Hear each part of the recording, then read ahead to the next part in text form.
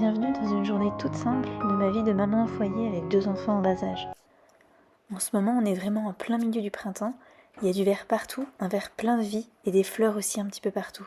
C'est une saison de l'année très agréable, je trouve, où il fait beau, le soleil est là, mais il fait pas encore vraiment trop chaud. Je sais pas si je dirais que c'est ma saison préférée, parce que j'arrive pas vraiment à trancher. Je trouve que dans chaque saison, il y a des choses que j'aime et d'autres un peu moins. T'as vu ça? Il y a des petites fleurs. Il y a 3 fleurs. Il y en a deux.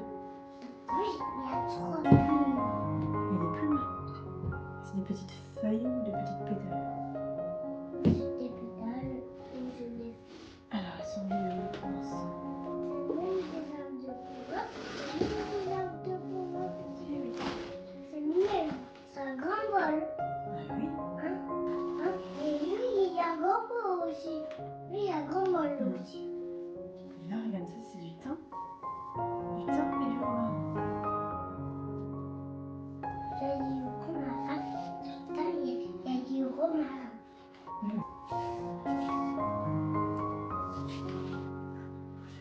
Il faut mettre deux dedans, doucement, au-dessus. Tu te mets au-dessus. Hein, tu te mets au-dessus, bien au-dessus. Et voilà, et tu fais ça, tu les pètes. Première activité une fois mon fils couché, c'est de refaire mon stock d'herbes de Provence maison. Dès que je descends chez mes parents, je vais cueillir dans la forêt plein de thym et de romarin que je remonte après avec moi et que je vais laisser sécher. Je les avais cueillis pendant les vacances de Noël et maintenant ils étaient bien secs et c'était le temps maintenant de défeuiller le thym et le romarin pour pouvoir récupérer les feuilles. Ensuite, après avoir trié et retiré les épines de pin, les petites branches ou autres, je vais passer le tout au mixeur pour obtenir presque une sorte de poudre dont je me servirai pour assaisonner beaucoup de mes plats. Une partie du thym servira pour faire des tisanes, je les ai gardées sur les branches, et tout le romarin, lui, servira pour ma poudre. Chaque recette où j'en utilise, c'est vraiment une odeur de forêt de Provence qui est vraiment là. J'en mets par exemple sur toutes mes pizzas, sur mes viandes, dans mes crackers au levain, et en général, j'hésite vraiment pas sur la quantité, car je sais que je peux refaire mon stock juste en allant en cueillir dans la forêt. Ça,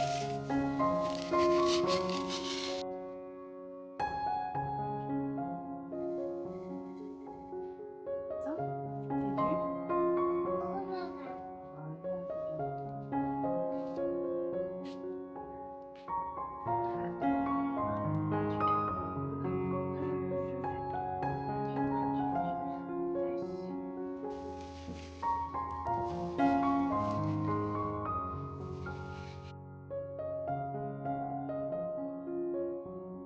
Même si j'aime beaucoup cette odeur, c'est vrai qu'après une demi-heure, l'odeur commence un petit peu à monter à la tête quand même, car l'odeur est assez forte. Et comme les branches sont sèches et donc un peu dures, les mains commencent aussi un petit peu à faire mal. Et au bout d'une bonne demi-heure, c'est le moment maintenant de tout ramasser, car vous imaginez bien, il y en a un petit peu partout, surtout avec ma petite aide. Il faut secouer bien la nappe, enlever ce qui reste sur les chaises et passer un bon coup de balai qui permet à la fois de ramasser les morceaux de pain du petit déjeuner que j'avais laissés en sachant que j'allais tout ressalir avec cette activité. C'est pas romarin. Secouer la nappe. Ouais, on va secouer la nappe.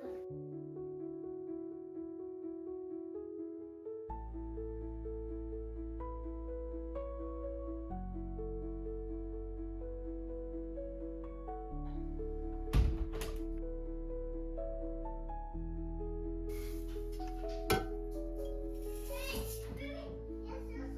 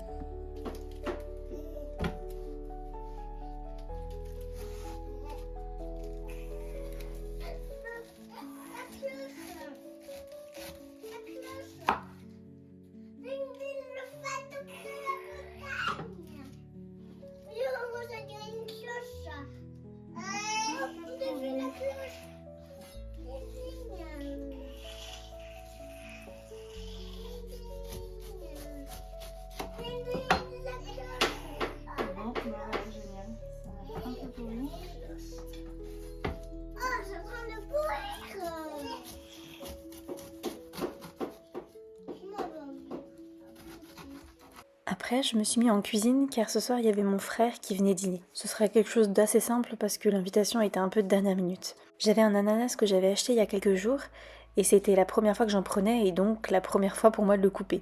J'ai d'abord regardé un petit tuto pour savoir comment faire, puis je me suis lancée avant de découvrir qu'il était pourri.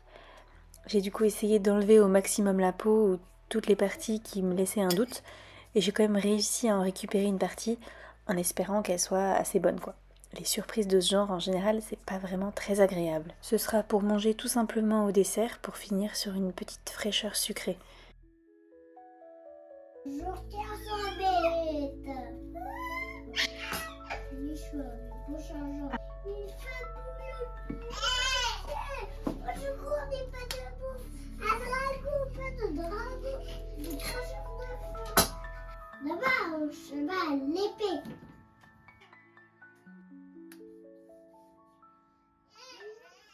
Vous avez en fond ma fille qui raconte par cœur les histoires de Martine qu'elle connaît. C'est fou la mémoire que les enfants peuvent avoir à cet âge-là. Chaque soir, on lui raconte une histoire et en général, elle a une période pendant une semaine où elle demande à chaque fois la même et à la fin, elle connaît la moitié des mots par cœur du livre. Ensuite, pour l'apéritif, un peu entrée apéritif, j'avais 2 avocats et je me suis dit qu'il fallait que je les utilise tout de suite parce que j'avais pas envie qu'il m'arrive la même chose qu'avec l'ananas. Lorsque j'ai un avocat, c'est toujours un petit peu la surprise pour savoir est-ce qu'il sera encore bon. J'ai eu de la chance, cette fois-ci, les 2 étaient parfaits. Je voulais suivre à la base une recette de ma belle-mère qui est mexicaine, mais il me manquait 2 ingrédients. Le piment, qui est quand même un des ingrédients principaux pour une recette mexicaine, et de la coriandre aussi, qui est aussi un ingrédient important. Je voulais quand même utiliser mes avocats, du coup j'ai fait une sorte de dip à l'avocat, à la crème et au citron. Et pour remplacer le piment, j'ai essayé du coup de mettre un petit peu de moutarde pour relever tout. C'était quand même bon au final, mais c'était pas la recette originale.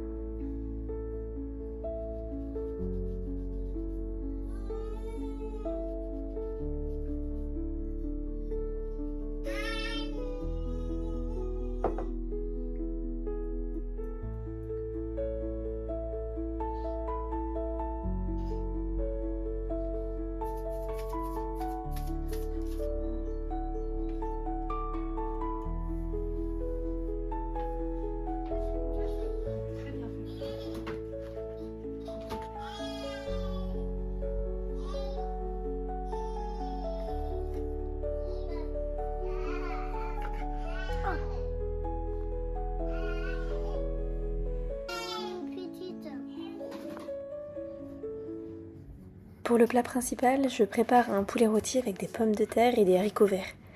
C'est une recette classique et toute simple, le poulet rôti, mais c'est vrai que j'en ai pas fait beaucoup de fois dans ma vie. Même les recettes classiques, basiques et vraiment toutes simples, si on les a jamais fait, elles peuvent sembler impressionnantes. Parce qu'on a peur de rater la cuisson, de mal assaisonner, de la rater, alors que c'est censé être une recette que tout le monde réussit. Comme j'étais assez pressée par le temps, il fallait que je range aussi un petit peu la maison, je suis allée à l'essentiel, et j'ai vraiment fait la recette la plus simple de la terre pour un poulet rôti. J'ai fait aucune préparation avant et j'ai pas fait de marinade, j'ai tout simplement saupoudré mes herbes de Provence, mis du sel et de l'huile d'olive et j'ai installé les pommes de terre autour en ajoutant un petit peu d'eau pour allonger le jus qui viendra et j'ai enfourné tout ça au four. Je savais pas non plus quelle cuisson exacte il fallait car c'est un poulet de 2,5 kg quand même, ce qui est plutôt gros. Je crois que j'ai laissé 1h15 à 200 degrés, peut-être 1h30. Pour les températures et les durées de cuisson, je ne sais jamais vraiment trop quoi donner comme mesure exacte, car en général, je fais toujours un peu à l'œil. Je vérifie de temps en temps et j'ajuste en fonction de la cuisson. Au bout d'1 heure, j'ai quand même sorti mon poulet pour l'arroser avec du jus de cuisson. J'avais vu quelques recettes où il disait qu'il fallait arroser régulièrement le poulet plusieurs fois avec son jus. Personnellement, je l'ai seulement fait une fois et il était très bien. Pendant tout ce temps de cuisson, on en a profité pour pouvoir ranger un peu le bazar de la maison et mettre ensemble la table. Quand on reçoit, on a toujours envie que la maison soit propre, rangée et proposer un joli repas. Mais il y a aussi un bon sens à s'adapter à la situation et à la personne qu'on reçoit. Si on reçoit simplement, comme ici, un membre de la famille un soir de semaine, c'est peut-être pas la priorité de sortir les grands plats, les couverts en argent et de commencer à faire un ménage complet de toute la maison.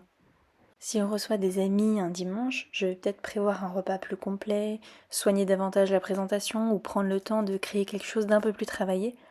Mais pour un soir de semaine et un membre de famille qui passe à l'improviste, je vais pas chercher à ce que tout soit parfait. Je vais faire simple mais bien fait. Une maison vivante, rangée sans être impeccable, des jolies assiettes, un repas facile à préparer mais préparé avec attention, et surtout le principal, essayer de créer une ambiance joyeuse et chaleureuse. Il faut juste essayer de créer une soirée où la personne que l'on reçoit se sentira vraiment bien et où on pourra discuter agréablement.